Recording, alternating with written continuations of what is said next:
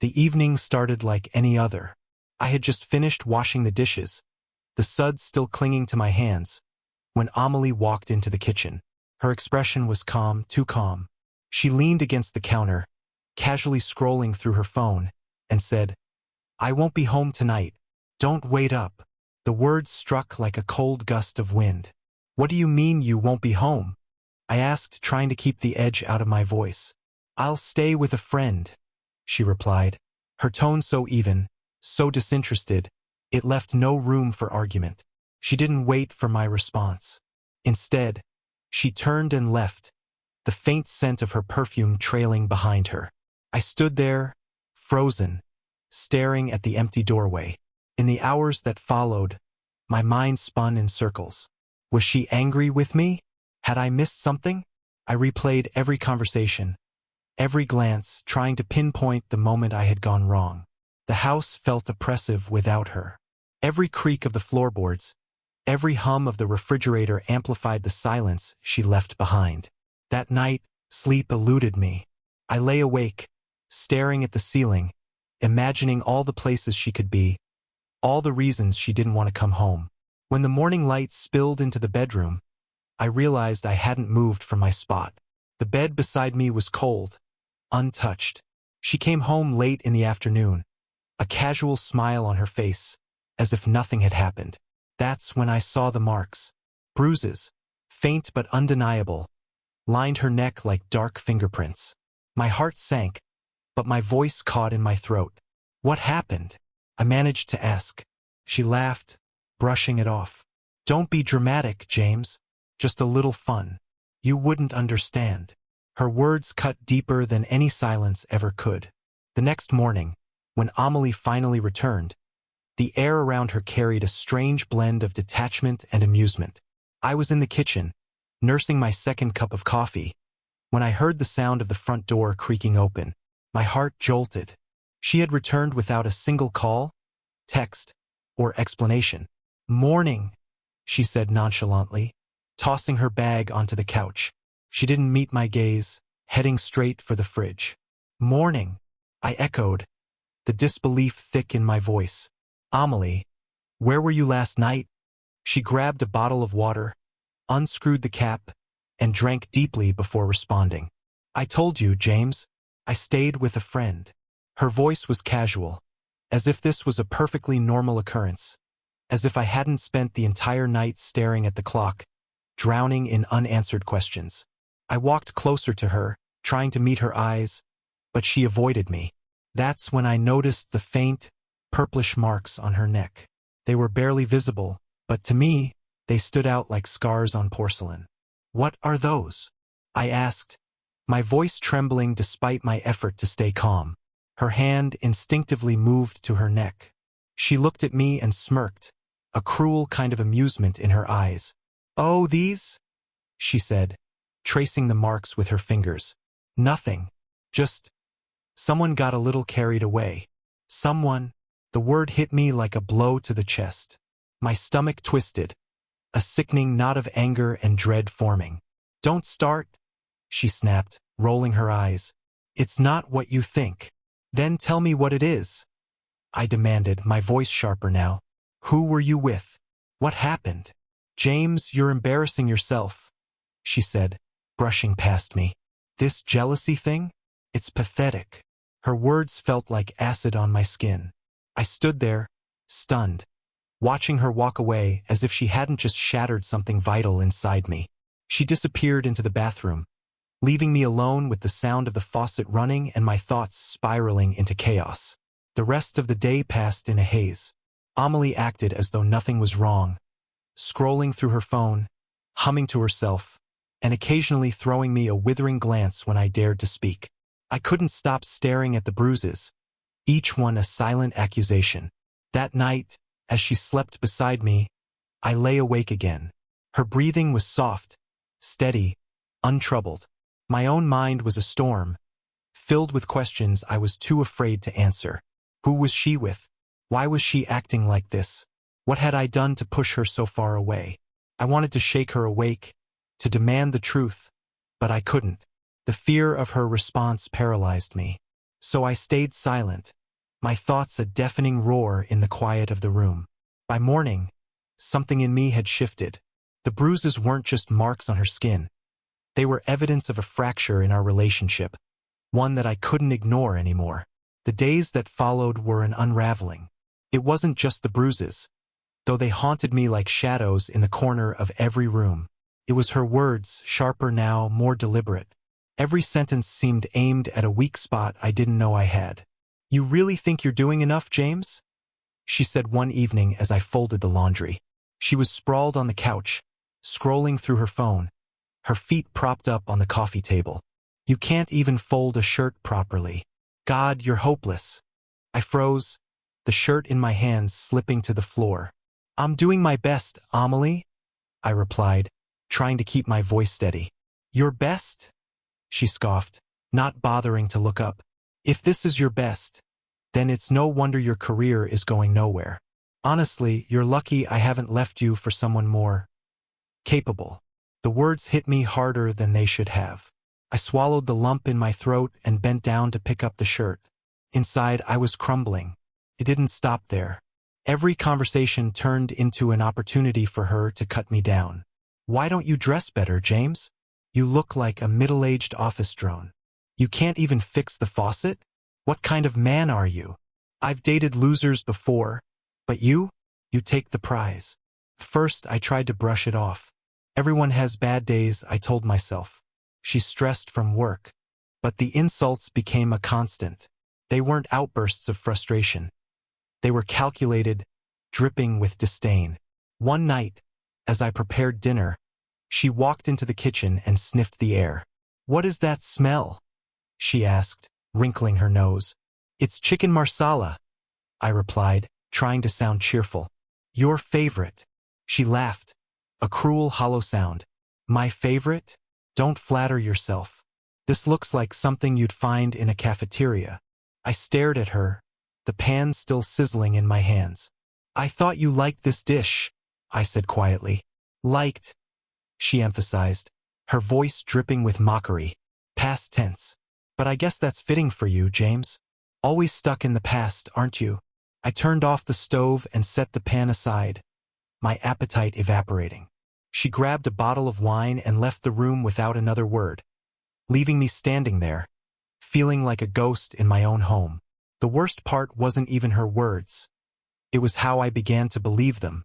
I started questioning everything I did. Was I really a failure? Was she right about me?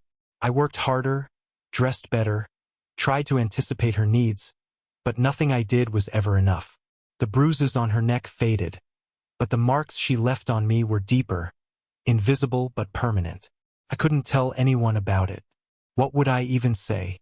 That my wife was making me feel like I was worth less than nothing? That I was starting to hate the man I saw in the mirror? One night, I stayed late at work just to avoid going home.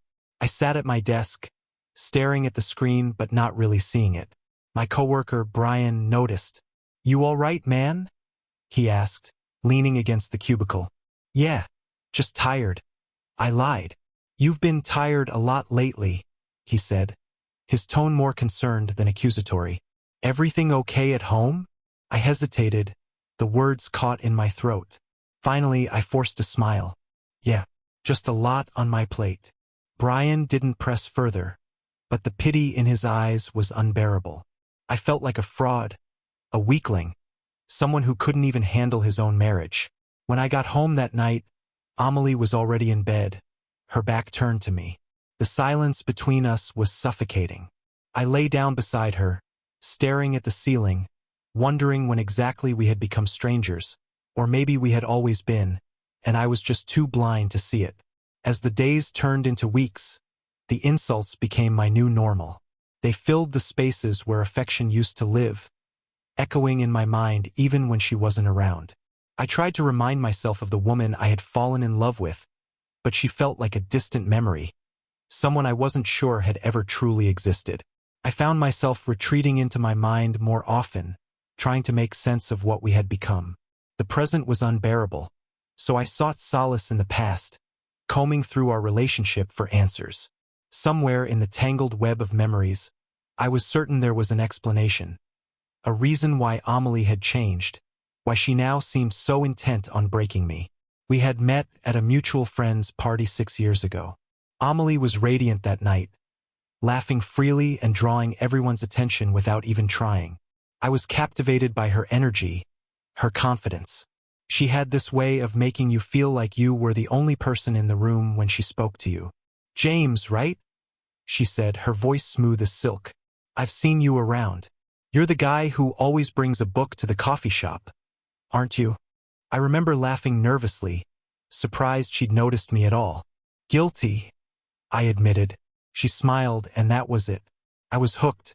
The early days of our relationship were intoxicating. Amelie had a way of making everything feel larger than life. She pushed me out of my comfort zone, encouraged me to take risks, to dream bigger. I thought she believed in me. But now, as I sat alone in our dimly lit living room, the glow of the TV casting long shadows, I wondered if those memories were as golden as I'd made them out to be. The cracks had always been there, hadn't they? Small, almost imperceptible at first.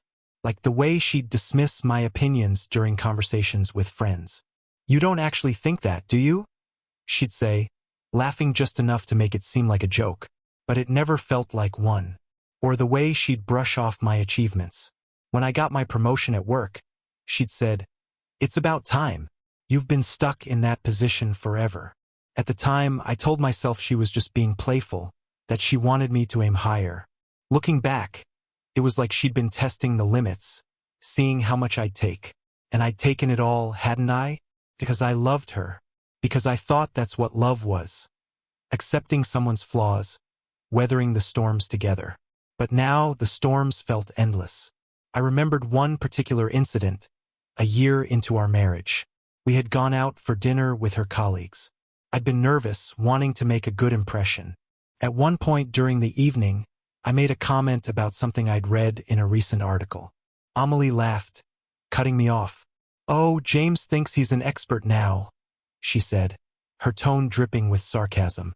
The table joined in her laughter, and I smiled weakly, pretending it didn't sting. Later that night, when I brought it up, she waved it off. "Don't be so sensitive," she said. "I was just joking. You need to lighten up." Her words replayed in my mind now, mingling with the insults she hurled at me daily. The pattern was clear.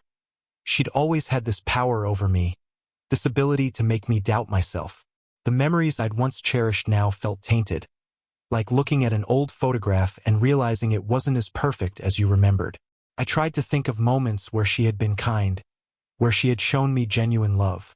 They were there, but they were overshadowed by the growing list of slights and cuts. Had I been blind to her true nature, or had she changed over the years? Was this who she had always been, lurking beneath the surface, waiting for the right moment to emerge? I looked around the room at the pictures of us on the walls, the souvenirs from trips we'd taken together. Each one felt like a relic of a life I no longer recognized. The weight of it all pressed down on me. I wanted to confront her, to demand answers, but I knew how it would go. She'd turn it around, make it about me. She always did. Instead, I stayed silent, trapped in the prison of my own mind, haunted by the ghosts of what once was and the grim reality of what we had become. The night it all came to a head began like so many others. Quiet, strained, the air thick with unspoken words. Amelie was in the living room, curled up on the couch with her phone. I sat at the kitchen table, staring at the untouched plate of food in front of me.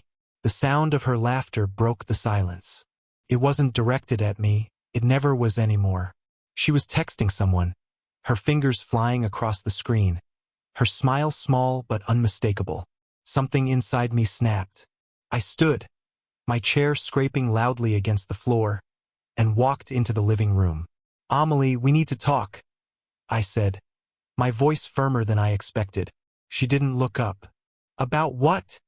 she asked, her tone disinterested. "About us," I replied. "About what's been happening between us." She sighed heavily, finally putting her phone down. "James, I'm really not in the mood for one of your lectures tonight." "It's not a lecture," I said, my frustration bubbling to the surface. I need to understand. What happened to us, Amelie? Why do you treat me like this? Her eyes narrowed, and her expression shifted from boredom to annoyance. Treat you like what? She demanded. Don't make yourself out to be some kind of victim. I'm not trying to be a victim, I said, struggling to keep my voice steady. But you insult me, you belittle me, and last night. Those marks on your neck. What was that, Amelie? Who were you with? She stood abruptly, her movements sharp and angry. You really want to do this right now? She asked, her voice rising. Fine, let's do this. I braced myself, unsure of what was coming. You want to know why I treat you the way I do? She said, stepping closer. Because you're a coward, James. You let people walk all over you. You don't stand up for yourself. Not at work. Not with your friends. Not even with me. Her words hit like punches, each one landing harder than the last. And those marks you're so obsessed with? She continued, her voice dripping with venom. They're none of your business. Maybe if you weren't such a boring, spineless husband, I wouldn't have to look elsewhere for excitement. I stared at her, stunned into silence. Her words were a confirmation of every fear, every doubt that had been gnawing at me for months. So that's it. I finally managed to say, you cheat on me, and somehow it's my fault? She laughed bitterly. Don't be so dramatic. You're acting like I had an affair. Maybe I did, maybe I didn't. What difference does it make? It's not like you were enough for me anyway. Something inside me shattered. The room felt smaller, the walls closing in. I had spent years trying to be what she needed, bending over backward to make her happy. And this was how she saw me. For the first time in a long time, I felt something other than pain. I felt anger. You know what, Amelie? I said, my voice steady but cold. You're right. I haven't stood up for myself. But that changes now. Her eyes widened slightly, caught off guard by my tone. What's that supposed to mean? She asked, her voice laced with suspicion. It means I'm done, I said. I'm done letting you treat me like I'm worthless. I'm done making excuses for you. I'm done with this marriage. For a moment, she looked genuinely shocked. Then her expression hardened. You don't have the guts, she said. But her voice lacked the usual bite. I didn't respond. I turned and walked to the bedroom, grabbing a suitcase from the closet. I began packing her things, the clothes she loved, the jewelry she never wore, the little trinkets she'd collected over the years. When I returned to the living room, suitcase in hand, she was still standing there, staring at me with a mixture of disbelief and fury. You're not serious, she said. Dead serious, I replied, placing the suitcase by the door. You can leave now, or I can call someone to help you. For a moment, she said nothing. Then she stormed past me, grabbing the suitcase and yanking the door open. You're going to regret this, James, she spat before slamming the door behind her. The silence that followed was deafening. For the first time in years, the house felt empty, but it also felt lighter. I sank onto the couch, my head in my hands, the weight of what had just happened finally settling in. I had done it. I had stood up for myself. But as the adrenaline faded, doubt began to creep in. Had I made the right choice? Or had I just thrown away everything we'd built together? The answer wasn't clear, but one thing was, there was no going back now. The days that followed were a strange mixture of freedom and emptiness. The house, once filled with tension and her biting words, now echoed with silence. I found myself lingering in rooms longer than necessary, staring at her absence as if it were something tangible. The scent of her perfume still lingered faintly in the bedroom, on the couch, on the throw blanket she'd always insisted we keep, even though I hated it. At first, I felt lighter, like I could finally breathe after years of suffocating under her disapproval. But the silence was deceptive. Beneath it lay a gnawing doubt that wouldn't leave me alone. I had done the right thing, hadn't I? I had stood up for myself, taken back control of my life. So why did I feel like I'd lost something important? 3 days passed before I heard from her. I was at work, buried in spreadsheets I could barely focus on, when my phone buzzed. It was a text from Amelie. We need to talk. Please. I stared at the message, my heart pounding. For a long moment I debated whether to respond. Every instinct told me to ignore it, to let her sit with the consequences of her actions. But curiosity got the better of me. I replied with a single word. When? Her response was immediate. Tonight. Your place. The rest of the day crawled by. I couldn't concentrate, my mind racing with possibilities. What did she want? An apology? A second chance? Part of me wanted to hear her out, to understand her side, but another part of me, the part still raw from her betrayal, was screaming not to let her back in. When I got home, the house felt heavier, as if it were bracing for her return.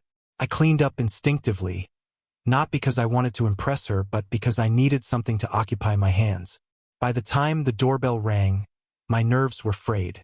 I opened the door to find her standing there, a mixture of determination and vulnerability in her expression. She looked different, softer somehow, as if the past few days had taken their toll. "Hi," she said quietly. "Hi," I replied, stepping aside to let her in. She walked in slowly, her eyes scanning the familiar space as if it were foreign to her now. She didn't sit, and neither did I. We stood facing each other, the tension between us almost unbearable. "I've been thinking a lot," she began, her voice steady but laced with emotion. "About us. About everything I've done." I said nothing, waiting for her to continue.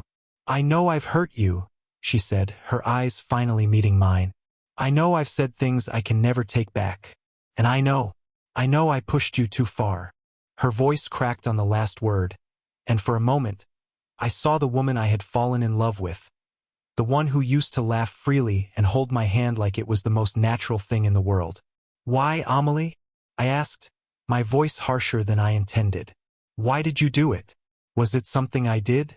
Something I didn't do?" She shook her head, tears welling up in her eyes. "It wasn't you, James. It was never you. It was me. She hesitated, searching for the right words. "I think I've been broken for a long time. I just didn't know how to deal with it. So I lashed out. At you. At everything." Her words hung in the air, heavy and suffocating. I wanted to believe her, to see the pain in her eyes as proof that she was telling the truth. But trust doesn't rebuild itself overnight. "And the marks?" I asked, my voice colder now. "Who was he?" She flinched as if I'd struck her. "There wasn't anyone, James. Not really. I was trying to make you jealous, to see if you still cared." I laughed bitterly, the sound hollow in the quiet room. "You thought that was the way to fix things? By tearing me down, making me question everything?" "I didn't think," she snapped, her tears spilling over now. "I wasn't thinking, James. I was scared, okay? Scared that you'd stop loving me, that you'd see me for what I really am and leave." I stared at her, my anger clashing with a deep, aching sadness. "You were scared I'd leave? Amelie, do you have any idea how hard I fought to hold on to us? How much I put up with because I thought you were worth it?" She looked away, her shoulders shaking as she sobbed. "I know," she whispered. "I know, and I hate myself for it." For a long moment, neither of us spoke. The weight of everything unsaid pressed down on us, threatening to crush whatever was left. Finally, she looked at me, her eyes red and swollen. "I don't deserve another chance," she said, her voice barely audible. "But I'm begging you, James. Please, let me try to make it right. Let me prove to you that I can be better." Her words hit me like a wave, pulling me under. Part of me wanted to believe her, to give her the chance she was asking for. But another part of me, the part still nursing fresh wounds, wasn't sure I could survive it if she hurt me again. "I need time," I said finally, my voice shaky but resolute. "I can't just forget everything, Amelie. I need time to figure out if I can trust you again." She nodded, wiping her tears. "Take all the time you need," she said. "I'll wait, as long as it takes." She left shortly after, and as the door closed behind her, I felt the first glimmer of hope in what felt like years. Hope that maybe, just maybe, we could find a way back to each other, or at least to something better. The days following Amelie's plea felt like walking through a fog, where every step was uncertain. The house was eerily quiet, the kind of quiet that presses against your chest and makes it hard to breathe. I kept replaying her words, her tears, her apology. The raw vulnerability she had shown was unlike anything I'd seen from her in years. I wanted to believe her. I wanted to believe that she could change, that we could fix the wreckage of our relationship. But a voice in the back of my mind kept whispering, what if it's just another manipulation? What if you let her back in and she destroys you all over again? To distract myself, I threw myself into work. I volunteered for extra projects, stayed late at the office, and buried myself in tasks that required just enough focus to keep my mind from wandering. It worked for the most part. But when I came home, the silence was waiting for me, and so were the memories. One night, about a week after Amelie's visit, I decided to go for a walk. The air was crisp, and the streets were quiet except for the occasional passing car. I wandered aimlessly, letting my feet guide me. Without meaning to, I found myself standing outside the little coffee shop where Amelie and I had first met. The sight of it hit me like a punch to the gut. The warm glow of the lights, the faint hum of conversation and laughter inside. It was a stark contrast to the cold emptiness I felt. I stood there for a long time, staring through the window, lost in memories of how simple things had been back then. We were just two people who'd found each other in a crowded world, full of hope and possibility. When had it all gone so wrong? The sound of laughter behind me snapped me out of my thoughts. A couple walked past, hand in hand, their faces lit with the kind of joy that felt almost foreign to me now. I turned away from the coffee shop and started walking again, the ache in my chest heavier than before. When I got home, there was a message waiting for me on my phone. It was from Amelie. I know you need space, but I just wanted to tell you that I'm thinking about you. I miss you, James. I stared at the screen, my emotions warring with each other. Part of me wanted to reply to tell her I missed her too. But another part of me, the part still guarded and wary, couldn't bring itself to type the words. Instead, I put the phone down and went to bed. Over the next few days, I started to notice little things that reminded me of her everywhere I went. The song that played on the radio as I drove to work was one she used to sing along to, off-key but with so much enthusiasm that I couldn't help but laugh. The smell of lavender at the grocery store reminded me of the candles she used to light in the evenings. Even the stupid sitcom we used to watch together felt like a ghost haunting the quiet moments. It was maddening how she was everywhere and nowhere at once. One evening, I found myself scrolling through old photos on my phone. Pictures of us at the beach, at friends' weddings, at home laughing over some joke I couldn't remember now. We looked so happy, so unbreakable. But as I swiped through the photos, I started to notice things I hadn't seen before. The way her smile didn't quite reach her eyes in some pictures. The subtle tension in her posture when she thought no one was looking. Had the cracks been there all along, and I just hadn't wanted to see them? The realization hit me like a cold splash of water. Maybe we had been doomed from the start. Maybe we were two broken people who had tried to fit together, hoping our jagged edges would somehow make a whole. I didn't sleep much that night. My mind was a whirlwind of memories, doubts, and questions I wasn't sure I wanted answers to. The next morning, I woke up to another message from Amelie. Can we talk? Just one more time. Please. I stared at the message for what felt like an eternity. My fingers hovered over the keyboard, torn between wanting to ignore it and wanting to say yes. In the end, I replied with 2 words, okay, tomorrow. The rest of the day was a blur. I couldn't focus, couldn't think about anything but the conversation ahead. What would she say? What would I say? When the time came, I found myself pacing the living room, waiting for her to arrive. The knock at the door made me jump. I opened it to find her standing there, looking more fragile than I'd ever seen her. Her eyes were puffy, her hair slightly disheveled. She was holding a small box in her hands. "Hi," she said softly. "Hi," I replied, stepping aside to let her in. She walked in slowly, placing the box on the coffee table before sitting down on the couch.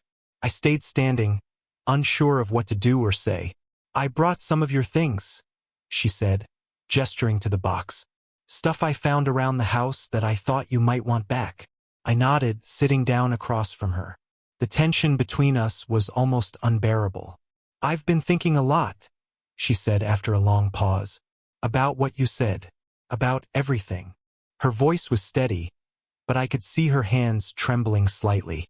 "I know I've hurt you," she continued, "and I know saying sorry isn't enough. But I am sorry, James. For all of it." She looked down at her hands, twisting them nervously. "I don't know if you can ever forgive me," she said quietly. "But I need you to know that I'm trying. I've started seeing a therapist. I'm trying to figure out why I became the person I did." Her words caught me off guard.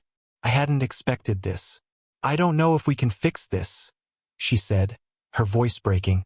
"But I'm willing to try, if you are." Her eyes met mine, and for the first time in what felt like forever, I saw something in them that resembled hope. I didn't respond right away.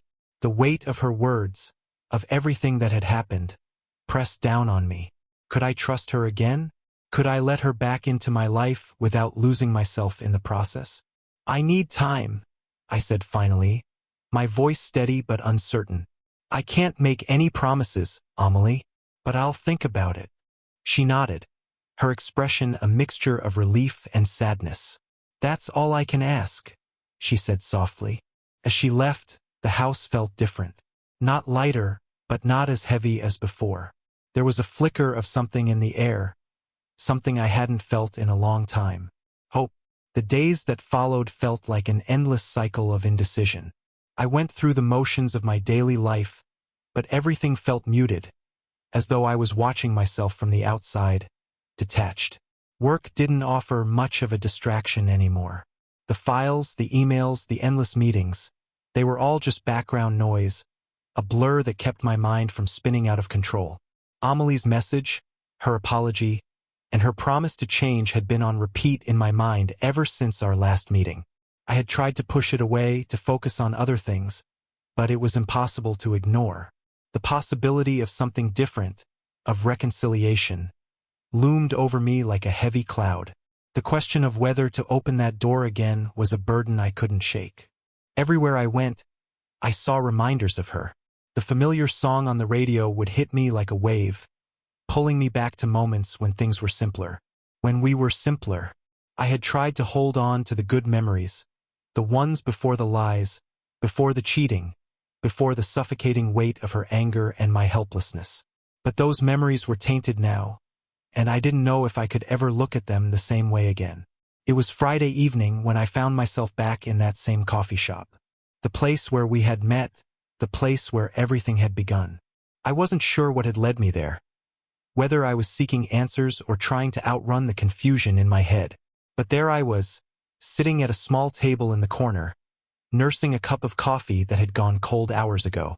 The door opened, and I heard the familiar chime. I didn't look up at first, but then I heard a voice I recognized. "James?" I looked up, my heart racing. There she was, standing just inside the door, looking at me with tentative eyes. "Amelie," I said, my voice barely above a whisper.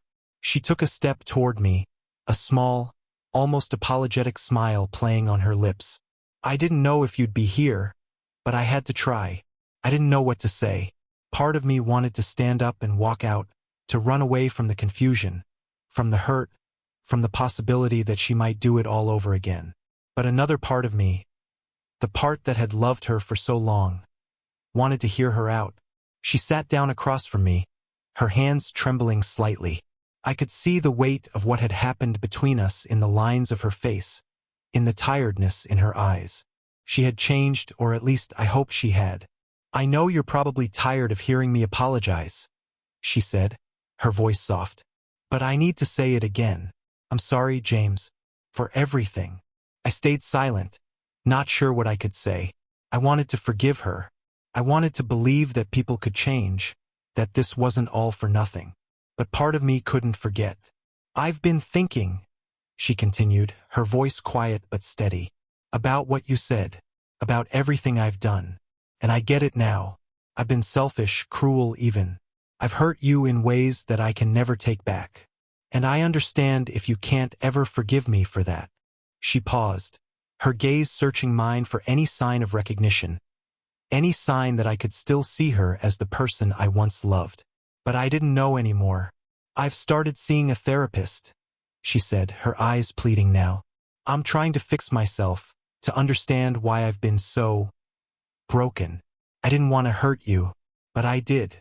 And I don't know if we can ever go back to what we were, but I'm asking you to give me a chance. Please. Her words hung in the air like a fragile thread, delicate and trembling. For a moment, I didn't know what to say. I didn't know if I could give her another chance. Could I risk opening myself up to her again, after everything? Could I trust her, knowing what she had done? I don't know, Amelie, I said finally, my voice strained. I really don't know. I want to believe you. I want to believe that things can change. But I can't just forget everything that's happened. I can't just pretend like none of this matters. Her face fell, but she didn't look away. She didn't turn her back on me, even when the words I had spoken felt like a punch to her chest. I don't expect you to forget, she said softly. I just want you to consider the possibility of moving forward. Together. Slowly. I know it'll take time, and I know I don't deserve it, but please, just think about it.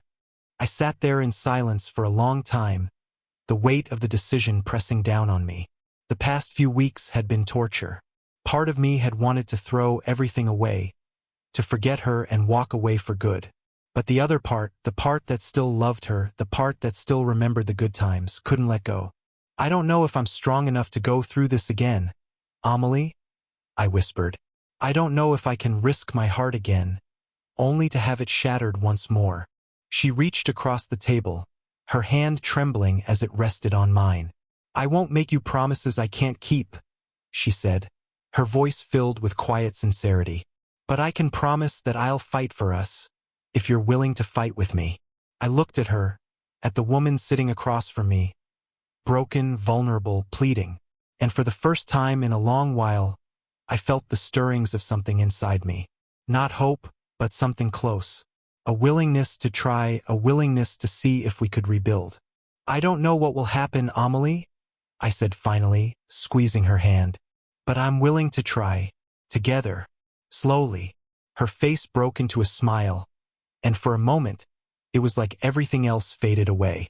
I couldn't promise her that everything would be perfect, but I could promise that we wouldn't give up just yet.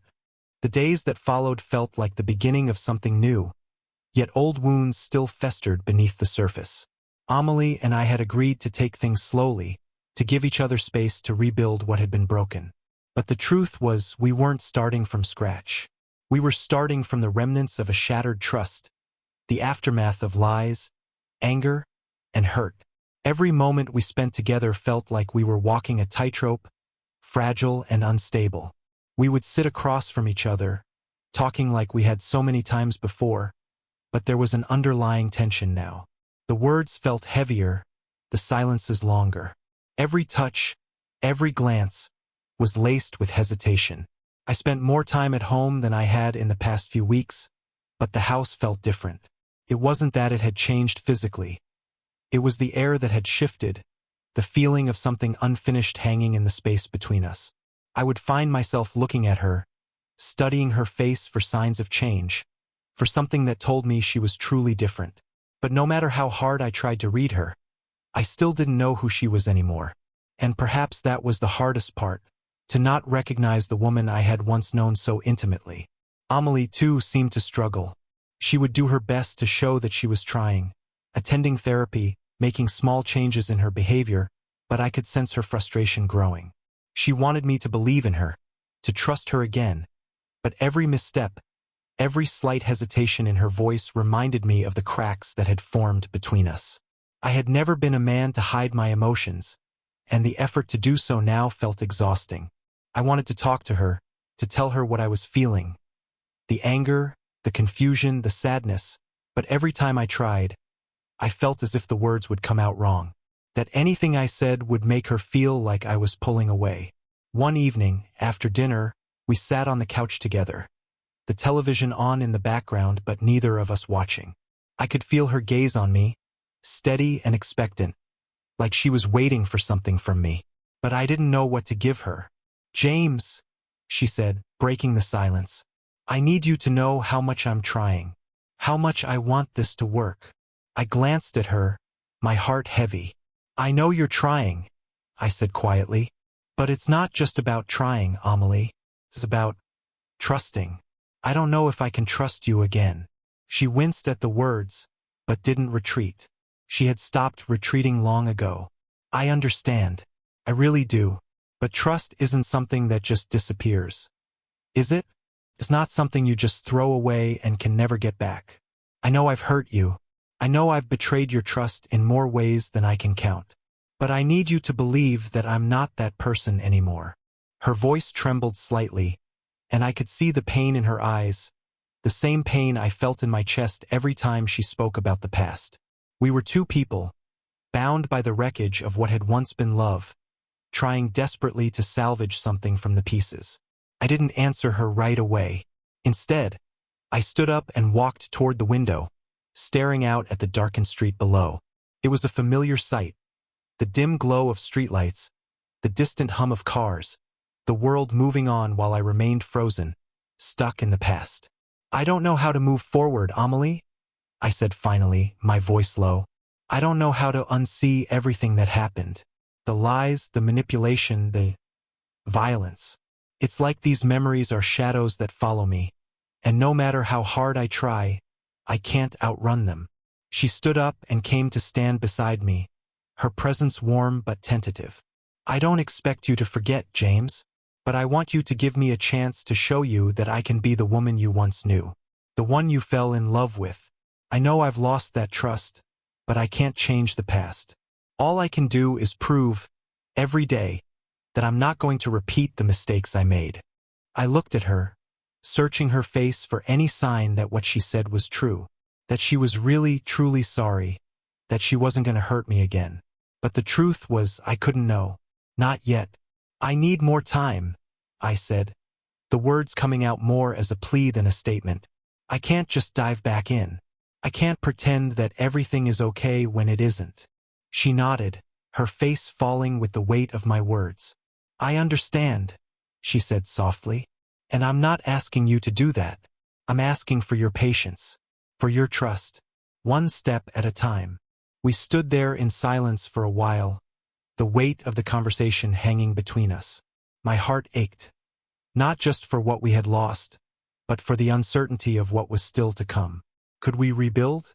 Could I find a way to trust her again? I didn't know, but I knew that whatever happened, it would take everything in me. The struggle was becoming real now. It wasn't just about trying to move past the hurt. It was about understanding how to exist in the same space without constantly reliving the past. Every interaction, every word, felt like a test. Were we moving forward, or was I just holding on to the illusion of progress? That night, after she went to bed, I stayed up, pacing the house, replaying our conversation. The same questions I had been asking myself for weeks echoed in my head. Is this worth it? Can I forgive her? Can I trust her again? But the truth was I wasn't sure. I wasn't sure of anything anymore. The only thing I did know was that the path forward wasn't going to be easy. There was no quick fix, no magic solution. The only thing we had was time, and whether we could withstand the weight of it. It had been a few weeks since Amelie and I had decided to move forward, and the days were starting to blur together. The attempts to rebuild were still fragile, still tentative. Every conversation felt like a test, like we were walking on eggshells, both of us afraid of making a wrong move. I didn't know how much longer we could keep up this dance of cautious optimism. Part of me felt like I was fighting a battle I didn't know how to win. Amelie was trying, I could see that. She made an effort every day. Small gestures, trying to be kind, to show that she was different. But it wasn't enough. At least not for me. My guard was still up, my heart still closed off, and every attempt she made to reach me was met with silence or hesitation. I wanted to give her a chance, but I didn't know how. I didn't know if I was ready to trust her again, to believe that this time would be different. The hardest part, though, was the way I kept finding myself in the same mental place. Asking the same questions, replaying the same memories. The abuse. The manipulation, the lies. Each time I thought about it, the anger and hurt would rise up inside me like an uncontrollable tide. But it was more than just that. More than just the betrayal. It was the constant questioning of myself. What had I done wrong? Was I blind to the signs? Could I have done something differently? Amelie was sitting on the couch one evening, flipping through a magazine, her legs curled up beneath her. I was at the kitchen counter, absent-mindedly stirring a pot of pasta, trying to avoid her eyes. I could feel her presence behind me, like a weight on my shoulders, but I couldn't bring myself to turn around. She cleared her throat, breaking the silence. James, I've been thinking. I stopped stirring, but didn't turn around. About what? About us, she said, her voice quiet but steady. About where we're going, about what I've done. I know I've been asking a lot from you lately. I know it's not fair, but I need you to tell me something. Anything. Where do we go from here? I could feel her eyes on my back, waiting for an answer. I swallowed hard, the words catching in my throat. I wanted to say something, anything that would make this all feel less impossible, but I couldn't. I didn't know where we were going, let alone where I wanted us to go. I set the spoon down with a sharp clink, finally turning to face her. I don't know, I said, my voice hoarse. I really don't know. I keep telling myself I want this to work, that we can fix this, but I'm not sure if I believe it anymore. She flinched, a small wince, but didn't look away. I get it, she said softly. I don't expect you to have all the answers. Hell, I don't even know if I do. But I want you to know that I'm not giving up. I'll keep trying even if you're not sure. Even if you can't trust me yet. Her words, her unwavering resolve, hit me harder than I'd anticipated. There was sincerity in her voice, and part of me wanted to believe her. But the rest of me, the part that had been hurt beyond measure, was struggling to keep up. Trust wasn't something you could build overnight. It wasn't something you could ask for and expect it to come willingly. I don't know if I can let you in again, Amelie? I whispered, my voice betraying the conflict inside me. I want to, but I can't just forget what you did. I can't erase the damage. She looked down, the weight of my words settling over her like a blanket. But instead of retreating, instead of shutting down as she might have in the past, she simply nodded, her eyes never leaving mine. I know, and I'm not asking you to. I'm asking you to take it one day at a time. Just one day. And maybe tomorrow things will be a little bit better. Maybe next week, we'll have taken a small step forward. I wanted to scream, to tell her that I couldn't handle the slow pace, that every day felt like a trap, but I stayed silent. My frustration, my confusion, it all boiled over, but I didn't know how to express it. Instead, I turned back to the stove, my back to her once again. The room felt cold despite the warmth of the kitchen. The following day, Amelie and I decided to take a walk. We hadn't done that in a long time, just walked, without any agenda or conversation looming over us. But even the simplicity of that felt strange. With each step, it was like we were each carrying a burden we couldn't shake. We walked in silence at first, the city around us continuing its usual rhythm, while we moved at a pace that felt out of sync with the world. It was the kind of walk where you could feel the air thick with unspoken words. She looked at me every now and then, but I kept my gaze straight ahead, avoiding her eyes. I couldn't look at her and pretend everything was fine, that I had suddenly made peace with the past. She finally broke the silence. James, she said, her voice tentative. I know you don't want to hear this, but I can't keep pretending that everything is okay when it's not. I looked at her then, meeting her eyes for the first time in hours. There was a rawness there, a desperation. What do you mean? I asked, my heart suddenly racing. She paused, her breath shaky. I'm scared. I'm scared that I'll never be enough for you. I'm scared that you'll never forgive me. But more than that, I'm scared that I'll lose you, that you'll walk away, and I'll never get the chance to show you that I can be the woman you deserve. Her vulnerability hit me like a punch to the gut. I had never seen her so open, so broken. She wasn't asking for forgiveness. She wasn't even asking for anything at all. She was just speaking the truth. I opened my mouth to say something, but the words wouldn't come. My emotions felt like a dam, ready to break, but I didn't know how to let it all out. "I'm not going to walk away, Amelie," I said finally, my voice soft but firm. "But I can't promise you anything. I can't promise that I'll forgive you right away. And I can't promise that I'll forget everything that happened. But I am willing to try." She didn't speak, but I saw the relief in her eyes, the smallest spark of hope. We continued walking, side by side, no longer afraid to share the same space. The road ahead was still unclear, still fraught with obstacles, but for the first time in a long time, it felt like we were moving forward, together. The days after our walk had been a strange mixture of progress and setbacks. For every step forward, there seemed to be 2 steps backward. Amelie and I had talked more in those weeks than we had in months, but the underlying tension never really left. Every time we thought we were getting closer to understanding each other, something, a word, a gesture, a memory, would pull us back into the darkness. It was Thursday evening when the breaking point finally came.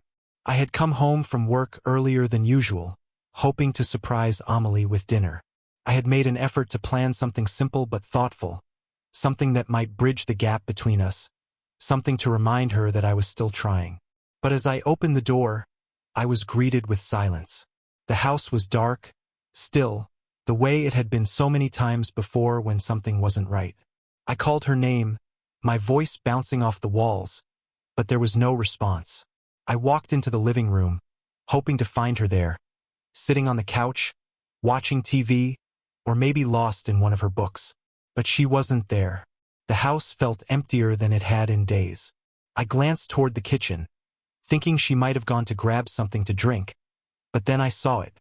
Her phone, sitting on the counter, face up, the screen cracked, and next to it a small note. The note was brief, but its words hit me like a slap. "I can't do this anymore. I'm sorry. I need time to think. Don't look for me." My heart stopped. I felt my breath catch in my throat, the blood draining from my face as panic gripped me. This was it. This was the moment I had feared, the moment I had braced myself for, the moment when she would disappear for good. I picked up her phone with trembling hands, the crack in the screen somehow mirroring the crack in my chest. Her message didn't make sense. She couldn't just leave. Not now, not after everything we'd been through. After everything I had done, everything she had done, we couldn't just end it like this. I tried to call her, but it went straight to voicemail. I sent a message, then another, and another, but there was no response, no sign of her. I felt a rising sense of dread. The cold fear that had been gnawing at me for months, the fear that our reconciliation had been nothing more than an illusion, was becoming real. My hands shook as I dialed her number again, hoping, praying, that she would answer this time. Nothing. I sat on the couch, the note still in my hand, the weight of the moment bearing down on me. It was like I was suffocating, unable to breathe, unable to think clearly. The house, the life we had tried to rebuild together, felt foreign now, felt like a lie. The hours dragged on like a slow, torturous parade. I called her friends, her family, even her therapist, anyone who might know where she was, what had happened. But everyone had the same response. They hadn't heard from her. They didn't know where she had gone.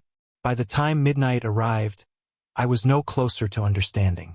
The silence was deafening, suffocating. My phone, once buzzing with messages and calls, sat motionless on the coffee table. I kept staring at it, hoping it would ring, hoping she would finally answer. But she didn't. I couldn't stay in the house anymore. I had to get out. I needed to move, to do something, anything to keep myself from spiraling further into madness. I grabbed my jacket and walked out the door, my mind racing with questions I couldn't answer. Where had she gone? What had happened? And why had she left without saying anything? I drove aimlessly for hours, the streets of the city familiar but strange in the dark of night. It was like I was searching for something, for a sign that I wasn't alone in this, that we weren't just 2 people trapped in a spiral of their own making. I didn't know how long I had been driving, but when I finally pulled over, I found myself in front of a small, dimly lit park. The kind of park where people go when they don't want to be found, when they want to be alone with their thoughts. I parked the car and sat there in the silence, staring out at the empty swings, the lonely bench. This was where I found myself now, alone. And the reality of it hit me like a punch to the gut. Amelie was gone, and I had no idea where she was or if she was even coming back. I closed my eyes, trying to steady my breath, trying to make sense of everything. Hours later, just before dawn, my phone buzzed. It was a text message from Amelie. "I'm sorry, James. I'm at my mom's. I need some space. Please don't come after me. I need to figure this out." I stared at the screen, the words swimming before my eyes. I should have felt relief that she was safe, that she was at least reachable. But instead, all I felt was emptiness. A deep, gnawing emptiness. I didn't know what to do anymore. The person I had once known was slipping further away with every passing moment, and I wasn't sure I could hold on much longer. I didn't know if I could keep fighting. I didn't know if I was strong enough to face the truth that maybe, just maybe, it was all over. I hit send on a message, though the words felt hollow as I typed them out. "Take all the time you need. I don't know what's going to happen between us, but I won't give up just yet. Please come back when you're ready to talk." I sent it, but in the pit of my stomach, I knew that nothing would ever be the same again. In the weeks that followed, I waited. The silence between us stretched on, painful and unbearable. I kept waiting for her to come back, for things to go back to how they had been, but deep down, I knew it wouldn't happen. Not like that. Not anymore. The hardest part wasn't the waiting. It was the knowing that no matter what happened, we were both broken. And some things, once broken, could never be fixed. As the days went on, I found myself thinking about the lessons I had learned, the lessons I never thought I would need. I'd spent so long blaming myself, wondering what I could have done differently, where I went wrong, and how I missed all the signs. But the truth was, the relationship we had built was already built on shaky ground. No matter how much I tried to rebuild it, no matter how much effort I put into saving it, the foundation was cracked beyond repair. And Amelie, as much as I wanted to believe she had changed, as much as I wanted to believe in the promises she made, I couldn't shake the feeling that something had broken inside both of us. We had become so tangled in our own pain, our own mistakes, that we no longer knew how to connect. Maybe we had never known how to truly love each other in a healthy way. Maybe the love we had was always conditional, always bound by something darker. I don't know if she's coming back. And maybe that's the hardest part to face, the uncertainty of what happens next. The part of me that loved her wants to believe in second chances, wants to hope for some miracle. But another part of me, the part that's learned to survive, understands that sometimes love isn't enough. Sometimes, no matter how hard you try, you just can't fix something that's broken beyond repair. I'm left to pick up the pieces, not of the relationship, but of myself. To figure out who I am now, after everything that's happened, after the lies, after the pain, after the broken trust. So, I've decided to take this moment to reflect, to understand that I deserve more than just apologies and empty promises. I deserve peace. I deserve a love that is whole, a love that doesn't tear me apart in the process. And maybe, just maybe, it's time to start healing. Have you ever found yourself trapped in a toxic relationship, wondering whether things could change? What would you have done in my place? Would you have waited for her to return? Or would you have walked away? This is the end of one chapter, but for me, the journey is just beginning. If you've experienced something similar, or if this story resonates with you, leave a comment below. I want to hear your thoughts. And don't forget to hit the like button and subscribe to stay updated for more stories like this. Sometimes the hardest lessons are the ones that leave us stronger. Let's take this journey of self-discovery together. Thanks for watching, and take care of yourself. You're not alone.